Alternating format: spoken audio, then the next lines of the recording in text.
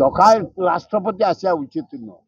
ଅନ୍ୟ ଦେଶ ରାଷ୍ଟ୍ରପତି ଜବରଦସ୍ତି ତା ଘରୁ ଆଣି ଆରେଷ୍ଟ କରି ଜେଲ କରି ନିଜେ ରାଷ୍ଟ୍ରପତି ଘୋଷଣା କରିବା ୱାର୍କିଂ ପ୍ରେସିଡେଣ୍ଟ ଏଗୁଡ଼ା ଅଲାଜ। ଜାତିସଂଘ କାହିଁ ହେଇଯିବେ?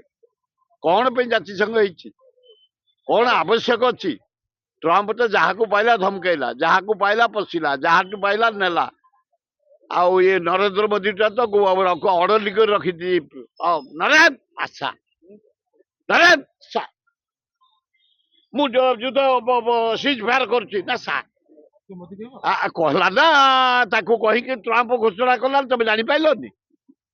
ଘୋଷଣା ଟ୍ରମ୍ପ ବନ୍ଦ କରିଛି। ଇଣ୍ଡିଆ ପାକିସ୍ତାନ ଯୁଦ୍ଧ ଡ୍ରପ୍ କରିଛି କିଏ?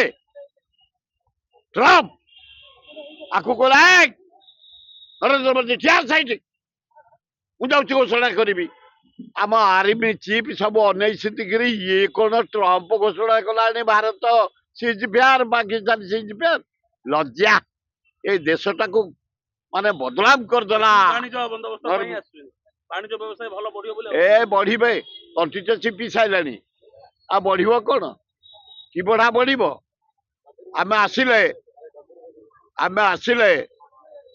ଆମ ରାହୁଲ ଗାନ୍ଧୀ ପଚାରିବୁ, ଟ୍ରମ୍ପ ଯଦି ଆସେ ଭାରତକୁ ଛିନ୍ଛତର କରିସାରିଲାଣି, ଦରଦାମରେ ବଢେଇ ସାରିଲାଣି, ଅରାଜକତା ସରିଲାଣି, ଭାରତର ସମ୍ମାନକୁ ପାକିସ୍ତାନ ଆଗେ ବିକ୍ରି କରିସାରିଲାଣି। ଆମେ ବିରୋଧ କରିବୁ କି ସମର୍ଥନ କରିବୁ? ଯଦି ରାହୁଲ ଗାନ୍ଧୀ ଖଗଡେ କହିବେ ବିରୋଧ, ଓହ୍ଲେଇ ଦିଆଯିବନି ଓଡିଶା ମାଟିରେ ଟ୍ରମ୍ପକୁ। କିନ୍ତୁ ମୋ ଦଳ ନିର୍ଦ୍ଦେଶ ଯାହା ଦବ ସେଇଆ କରିବୁ।